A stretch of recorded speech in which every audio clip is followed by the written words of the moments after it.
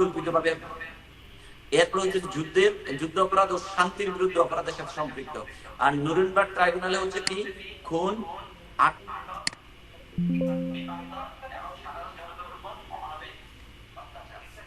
Rome সংবিধি অনুযায়ী কোন কাজগুলো মানবতা বিরোধী অপরাধ? নির্বিচারে হত্যা, জাতিগত বা গোষ্ঠীগত নির্মূলকরণ, দাসত্বে পরিণত করা, নির্বাসন করা, বলপূর্বক জনগোষ্ঠীকে স্থানান্তর করা, জোরপূর্বক শ্রমে নিয়োজিত করা, কারাবন্দী করা, নির্যাতন করা, দৈহিক বা মানসিক নির্যাতন, যৌন দর্শন, যৌন দাসত্ব, ব্যবসাবৃত্তিতে বাধ্য করা, গর্ভধারণ, বান্ধবত্বকরণ এবং যৌন নির্যাতন করা, ঘুম, বর্ণ বৈষম্যমূলক অপরাধ এবং বর্ণ বৈষম্যমূলক অপরাধ করা। পারবো এগুলো? এখন এই যে এগুলো পড়াইতেছি, এখন তো এই যে আজকে দুই তিন দিন যে জিনিস খুব আলোচিত হইতেছে কি বলতো, এখন হচ্ছে একটা হচ্ছে স্ক্যান্ডাল পাস হয়েছে ইন্টারন্যাশনাল, এটা হচ্ছে হ্যাঁ। এখন এই যারা আমাদেরকে এই গুলিগুলো শিখাচ্ছে তারা কি করতেছে বলতো? তারাই অন্যায়গুলো করছে, অপরাধ করতেছে। হ্যাঁ, ডোনাল্ড ট্রাম্প যে পাগল, এটা তো তারাই আমাদেরকে মানবতা শিক্ষা দিচ্ছে। হ্যাঁ, তারাই আমাদেরকে মানবতা শিখায়, তারাই আমাদেরকে এই যে আমি এখন যে বইগুলো পড়াচ্ছি বা এগুলো এই যে যেগুলো তুমি হয়তো বা যারা এগুলো করছে তাদের নাম, তারাও এইগুলো যারা মানে তৈরি করছে তারাও এই কাজের সাথে জড়িত। স্যার এগুলো না করলে স্যার বুঝবে কি করে? এগুলো বন্ধ করতে হবে স্যার। স্যার এগুলো তো আমরা কল্পনাও করি না, এরা করে বলে এগুলা লিখতে পারে, নাইলে তো আমরা জানি না।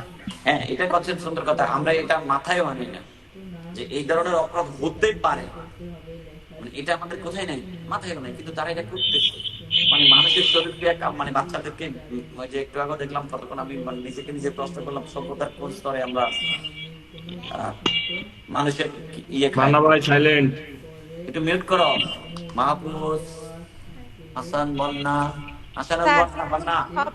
স্যার ভালো খারাপ আছে। আমি হচ্ছে জার্মানিতে থাকি, তো আমি এখানে দেখছি যে মানুষ যেরকম ভালো আছে খারাপও আছে। ওখানে একটা মেয়ে রাত 1টা 2টা 3টায় আপনি বাইরে থাকবেন, আপনার দিকে কেউ তাকাবেও না, বাট এখান থেকে মানুষ ভাবে যে ওরা সবাই খারাপ, কিন্তু সবাই খারাপও না, সবাই যে রেসিজম করে এরকমও না। মানে মানুষ সব জায়গায় ভালো খারাপ থাকে, কিন্তু বিখ্যাত যারা অনেক বেশি ফেমাস মানুষ, এরা একটা খারাপ কাজ করলে এটা হাইলাইট হয়, কারণ তাদেরকে আমাদেরকে তো ছাড়া ওরকম কাউ সব সারা পৃথিবীতে চিনে না। এখন আমি যদি একটা এরকম একটা ট্রাফিকিং করি, আমাকে তো মানুষ ট্রাফিকিং করছে। তো এটা হচ্ছে কি, মানুষ খারাপ ভালো সবাই আছে, কিন্তু কিছু কিছু মানুষ আছে যারা মানুষ বলে নিজে খারাপ কাজ করে, বা তারা অনেক পপুলার, তাদেরকে সবাই খারাপ করে, খারাপ মানে তারা একটা। আচ্ছা, এরপরে থ্যাংক ইউ। আমরা একটু এই যে বাংলাদেশের যুদ্ধ অপরাধের জন্য গঠিত ঐতিহাসিক যে ট্রাইব্যুনাল আছে, নির্বাচনী ইতিহাসে ছিল এটা তো এখনকার প্রেক্ষাপটে আরে তো বলছে এটা আসলে যদি এটা আসে, যদি আসে তাহলে এটা আপনি দেখেন যে আপনার অন্য, আশা করি অন্য প্রশ্ন কমন পড়ে যাবে, তোমরা টেনশন করবা না, প্রশ্ন ইজি কমন করবে। তো শুধু লেখে আসতে পারবা কিনা বা লেখে আসার মানে ক্যাপাসিটি তোমাদের কার কিরকম সেটা একটু ইয়ে করবা, ঠিক আছে? শুনতেছো সবাই? জি স্যার, শুনতেছি স্যার। আজকে স্যার স্যার দেন নামাজ টামাজ পড়ুন তো স্যার। হ্যাঁ, নামাজ নামাজ পড়বে তাহলে লিখবেন। আমি লিখ দিচ্ছি, কালকে আবার হয়তো দেখা হবে আপনার পরে সব সাবজেক্ট নিয়ে আলোচনা করবো। প্লিজ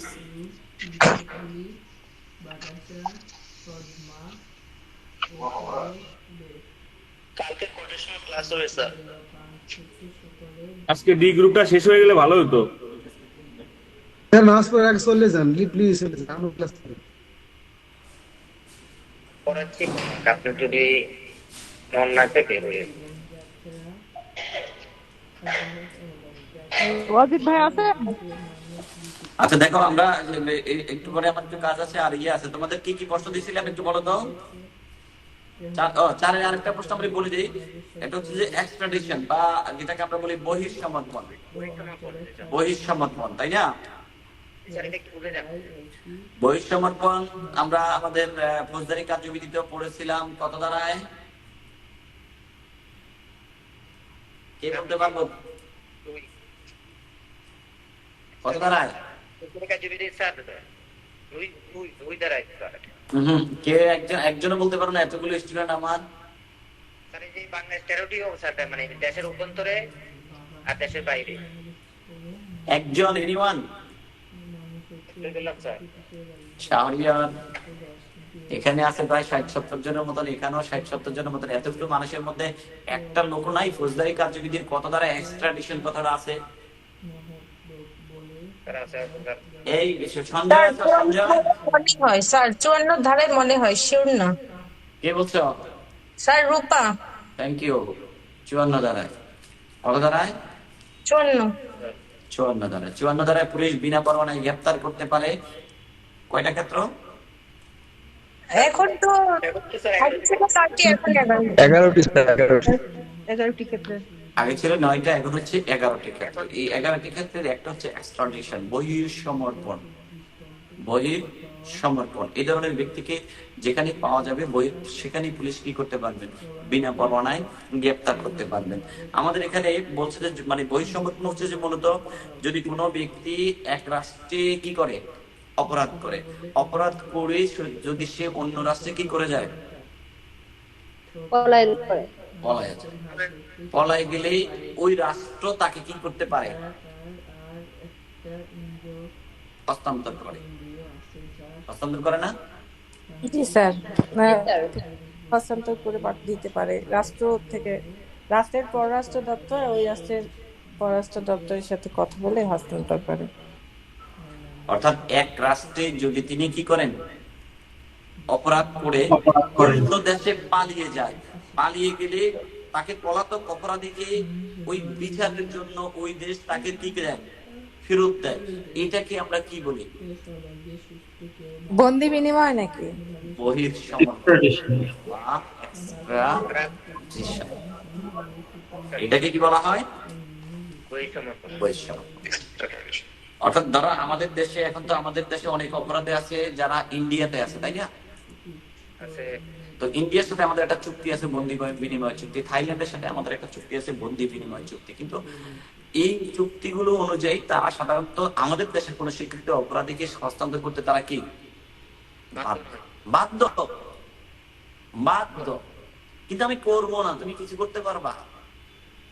ট্রাম্পের মতন আমি আন্তর্জাতিক আইন, আমি যা বলি তাই আন্তর্জাতিক আইন, সমস্যা কি? এখন এই যে বন্দি বিনিময় চুক্তি আমরা দেখছি, থাইল্যান্ডের সাথে আমাদের বন্দি বিনিময় চুক্তি আছে। বঙ্গবন্ধুর হত্যাকারীকে থাইল্যান্ড থেকে ফেরত আনছে। পৃথিবীর অনেক রাষ্ট্রের সাথে অনেক রাষ্ট্রের এই ধরনের বন্দি বিনিময় চুক্তি থাকে। তো এই চুক্তি বলে যদি তারা সমর্পণ করে, এটাকে কি বলা হয়? বহিঃসমর্পণ। আমাদের দেশে অনুপ চেটিয়া নাম শুনছ অনেক সময়, অনেক অনুপ চেটিয়া ভারতের 7 সিস্টারের একজন লিডার ছিলেন। বাংলাদেশ তাকে ভারতের কাছে কি করছিল? হস্তান্তর করেছিল। এটা কি? বহিঃসমর্পণ। এটা নামই কি? বুঝা গেছে কিনা?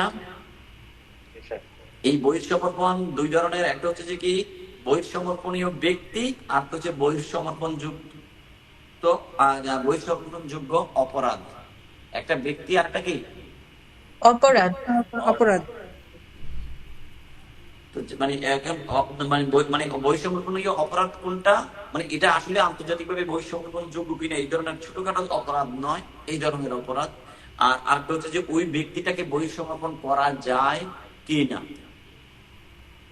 যেমন আমাদের সাথে ভারতের ছিল, অনুপ চেটিয়াকে আমরা কি করছি? হস্তান্তর করছি। কিন্তু ভারত এখন যদি বলে, বাংলাদেশ যদি বলে শেখ হাসিনাকে কি করো, দিব? দিবে না স্যার। এখন দেখো এখন এটা কারণ এটা রাজনৈতিক অপরাধী। রাজনৈতিক অপরাধীদের সাধারণত কি করে না, বহিঃসমর্পণ করে না স্যার না। এটা মাথায় রাখবা। তবে এক এক দেশ এক একটা অনুসরণ করে। আচ্ছা, এখানে স্যার অনুপ চেটিয়া তো রাজনৈতিক কারণে বাংলাদেশে। বাংলাদেশ তো আমরা দিতে বাধ্য তোরে বাবা, আমরা ছোটখাটো গরিব দেশ না, আমরা তো সুযোগ সুবিধার পাগল, বুঝো না? যেমন ইন্টারন্যাশনালি প্রথম বিশ্বযুদ্ধের পরে তোমার একটা সময় তো পৃথিবীটা দুই মেরুকরণ ছিল, একটা হচ্ছে যে আমেরিকান নেতৃত্বে বা সমাজতান্ত্রিক জোট, আর একটা হচ্ছে যে আমেরিকান নেতৃত্বে পুঁজিবাদী বল হয় মানে জোট, যা রাশিয়ার নেতৃত্বে সমাজতান্ত্রিক বল হয়। তো আমরা তো প্রথমে গেছি রাশিয়ার দিকে, পরে আমরা আবার কি করছি, কারণ আমরা পুঁজিবাদী দেশ। না না না পুঁজিবাদী না, আমরা জোট নিরপেক্ষ আন্দোলন ন্যাম, যেটার নাম শুনছো কিনা ন্যাম,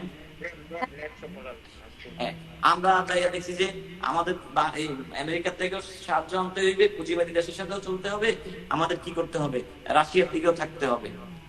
তাহলে আমরা কোন জোটে না গিয়ে আমরা কি করছি, ফ্রেন্ডশিপ টু অল, ম্যালাইন টু নাম। তার সাথে কি নয়, আমরা কি করছি পরে মানে নেমে যোগ দিয়েছি। ঠিক আছে, এবং এই নেমের দেখবার, নেমের ইতিহাসটা দেখলে দেখবা যে জওহরলাল নেহরু থেকে শুরু করে বা শ্রীলঙ্কার শ্রীমাং বন্দরানায়ক, সরি কি নাম না জানি, আর ইয়ার মার্শাল জোসেফ স্ট্রিটো, আর কি জানি নাম ছিল বলে গেছি। তো ওরা যখন মানে করছে, এই যতগুলো রাষ্ট্র করছে প্রত্যেকটা রাষ্ট্রই ছিল কি গরিব, অনুন্নত। তো তারা চিন্তা করছে তারা দুই দিকে কি করতে হবে, থাকতে হবে। ঠিক আমরা এখন এই ভারতের সাথে আমরা সহজে কোনো কিছু নিয়ে পারবো না তো, মানে এটা মেনে নিতে হবে তোমাকে, এটা এই সত্যটা কি করতে হবে, মেনে নিতে হবে। ভাই বলে আমার এটা মাথায় রাখবে না যে ভারত যা বলবো তা আমরা সহ্য করবো, এটা আবার করা যাবে না স্যার। এটা কিন্তু ভারতের সাথে আমরা মানে যে কোনো কিছুতে আমরা তাদের সাথে কি করে পেরে ওঠা সম্ভব নয়। তো আমরা যদি এখন বলি যে আমরা জানি বহিঃসমর্পণীয় ব্যক্তি সাধারণত রাজনৈতিক অপরাধীকে বহিঃসমর্পণ করে না।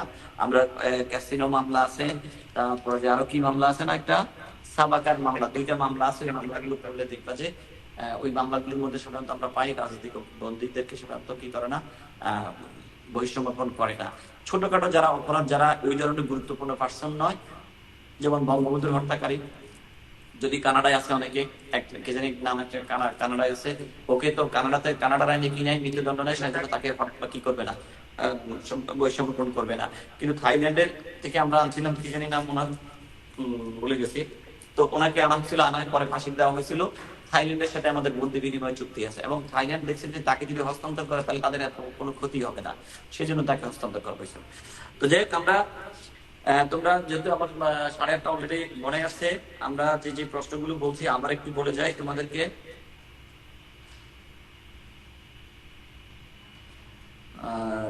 এখানে আরেক কিছু পড়ানোর দরকার, তাহলে তোমাদের ক্লিয়ার হতো, তো সময়টা কম। তোমরা কোনটা মামলা বলতাম, সাবাকার ইয়েটা ক্যাসিনো। দেখো, সাবাকার মামলাটা হচ্ছে যে সাবাকার ছিলেন ব্রিটিশ ভারতের কি অধিবাসী, কোন দেশে, সুইজারল্যান্ড। ভারতের সময় কম। এবং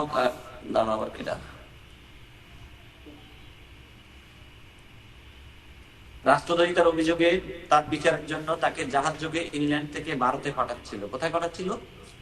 ভারত। এবং যাত্রাপথে সে ফ্রান্সে জাহাজটা নোঙ্গর করে, তখন তো জাহাজই বেশি আসা যাওয়া করতো, নোঙ্গর করে। এবং তিনি ভদ্রলোক কি করছেন, টয়লেটের ছিদ্র দিয়ে লাফ দিয়ে কোথায় পালাইছে, সমুদ্রে পড়ছে। তো সমুদ্রে পড়ার পরে এটা যে জাহাজের যে তৎকালীন প্রহরীরা দেখে গুলি করছে, গুলিতে তার শরীরে কি করে নাই, গুলি লাগে নাই। এবং তিনি সাঁতরাইয়া যায় ফরাসি পুলিশের হাতে ধরা পড়েন। ফরাসি পুলিশের হাতে ধরার পরে ফরাসি পুলিশ আনুষ্ঠানিকতা ছাড়াই ওই পুলিশ কি করে, ফরাসি পুলিশ ব্রিটিশ জাহাজের ক্যাপ্টেনের নিকট তাকে কি করে, সমর্পণ করে। পরে রাজনৈতিক অপরাধের কথা পরে ফ্রান্স জানতে পারে যে তিনি কি রাজনৈতিক অপরাধ করেছেন, এবং ফরাসি সরকার তাকে ফিরিয়ে দেওয়ার জন্য ব্রিটিশ সরকার নিকট আবার কি করে, অনুরোধ করে। অর্থাৎ অনুরোধ করে, কিন্তু ব্রিটিশ সরকার, জাহাজের ক্যাপ্টেন তারা সেটা মেনে নেয়নি, এবং ব্রিটিশ সরকার সেটা কি করছেন, প্রত্যাখ্যান করেছেন। এবং পরবর্তীতে এটা আন্তর্জাতিক আদালতে চলে যায় সালিসি, এবং আন্তর্জাতিক আদালত মন্তব্য করে যে সাবাকার ব্রিটিশ জাহাজের ক্যাপ্টেনের নিকট সমর্পণ করে থাকলেও কেবলমাত্র পদ্ধতিগত ত্রুটির কারণে ফরাসি সরকার অপরাধীকে প্রত্যাখ্যান কি করতে পারবেন না, করতে পারবে না। দাবি করতে, অর্থাৎ তিনি যখন ফ্রান্স যখন জানলো তিনি কি অপরাধী, রাজনৈতিক অপরাধী, সুতরাং এই রাজনৈতিক অপরাধীকে সাধারণত কি করে না, বহিঃসমর্পণ করে না। কিন্তু ওই ফরাসি পুলিশের এখানে ভুল, ফরাসি পুলিশ যাচাই বাছাই না করেই তাকে কি করেছে, আইনের মানে পর্যালোচনা না করে তাকে জাহাজের ক্যাপ্টেনের কাছে দিয়ে দিয়েছে। এই যে ভুলের কারণে তারা তাকে প্রত্যাখ্যান করতে মানে ফেরত আনতে পারে নাই। বোঝা গেছে, এই ছিল আমাদের সাবাকার মামলার মূল বিষয়বস্তু। তো সবাই ভালো থাকবা, কালকে দেখি আরেকটা ক্লাস নিতে পারি কিনা। পরীক্ষা কবে? জি স্যার, কালকে একটা ক্লাস নিন 6 তারিখ। শুক্রবারে স্যার। 6 তারিখ স্যার। দিনে রাত 9টা। শুক্রবারে দিলে 9:30 দিতে হবে। স্যার হ্যাঁ, কেন তা- দুই আমরা ঘন্টা আবার বলে দিই, সবাই স্বীকৃতি করছো, স্বীকৃতি করছো, জি স্যার। না স্যার। কূটনীতি করছো, জি স্যার। না স্যার। রাষ্ট্রসমূহ কেন আন্তর্জাতিক আইন মেনে চলে, আন্তর্জাতিক আইনের ত্রুটি সীমাবদ্ধতাগুলো শক্তিধর রাষ্ট্রসমূহের অস্ত্র নিয়ন্ত্রণের উপর আন্তর্জাতিক আইনের ভবিষ্যৎ নির্ভর করে। করছি স্যার। প্রথম বলে যাচ্ছি, তোমরা ক বিভাগ, খ বিভাগ থেকে মহিষপান, মহিষপান অঞ্চলে উপকূলবর্তী রাষ্ট্রের অধিকার কর্তব্য, পশ্চাৎ দমন নীতি, এই প্রসঙ্গে আইএমএল মামলা এবং ইনোসেন্ট পাসেস, রাষ্ট্রীয় সমুদ্রের নির্দোষ অতিক্রম বলতে কি বুঝো, নির্দোষ অতিক্রমের শর্তাবলী, তারপরে যে হচ্ছে যে নির্দোষ অতিক্রমের শর্তাবলী, তারপরে যে হচ্ছে যে সমুদ্রকে কয়টা অঞ্চলে ভাগ করা হয়েছে এটা একটু দেখে যাবা, সমুদ্রকে কয়টা অঞ্চলে ভাগ করা হয়েছে এটা দেখবা। তারপরে যে হচ্ছে যে মানবাধিকার থেকে দেখবা, মানবাধিকার থেকে দেখবা মানবাধিকার কি, মানবাধিকারের ক্রমবিকাশ, মানবাধিকার মৌলিক অধিকারের মধ্যে পার্থক্য, তারপরে যে হচ্ছে যে কোন কোন বিষয় মানবাধিকার বিল এটা দেখবা। তারপরে শিশু সনদ very very important, NGO very very important, তারপরে হচ্ছে যে মানবাধিকার কমিশন, তারপরে যে ডি গ্রুপ থেকে দেখবা যুদ্ধ জেনেভা কনভেনশন, তারপরে দেখবা 1 নম্বরে যে প্রশ্ন আমরা আজকে আলোচনা করেছি সেটা, আর হচ্ছে যে যুদ্ধবন্দীদের জেনেভা কনভেনশন থেকে প্রশ্ন আসবে ইনশাআল্লাহ, আর বাংলাদেশের যুদ্ধ অপরাধের ঐতিহাসিক ট্রাইব্যুনাল, আর বহিঃসমর্পণ মানবতা বিরোধী অপরাধ। আল্লাহ হাফেজ, আজকে সবাই নামাজ পড়ো, আল্লাহ সবাই হাফেজ। আসসালামু আলাইকুম। সবাই সবার জন্য দোয়া করো, স্যার আসসালামু আলাইকুম স্যার। ভালো থাকবা, সুস্থ থাকবা, সবার কালকে জন্য দেখা হবে। অনেক দোয়া। স্যার স্যার একটা প্রশ্ন করবো। বলো রূপা। স্যার এখানে ওই যে মানবাধিকারের চ্যাপ্টার থেকে এক জায়গায় আছে 1688 সালে বিল অফ রাইটস, হ্যাঁ, আরেক জায়গায় আছে 1689। স্যার কোনটা দিব? 1628 স্যার বিএসসি থেকে কোশ্চেনটা আরেকবার বলেন না, আমি লিভ হয়ে গেছিলাম। কোনটা? একটা 15 28 এটা ঠিক আছে। বিসি, বি বিভাগ আর সি বিভাগ। কে একজন বলে দিও, কালকে আবার কথা হবে। জি স্যার। অজিত ভাই সবাই চলে গেছে।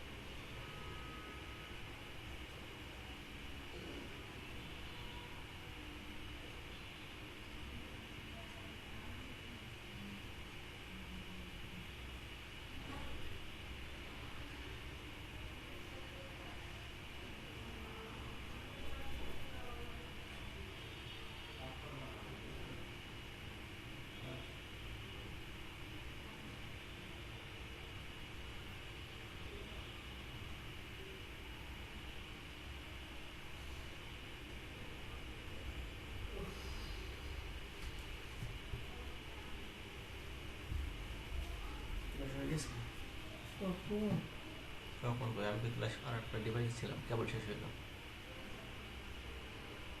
কখন বলতেছিলাম।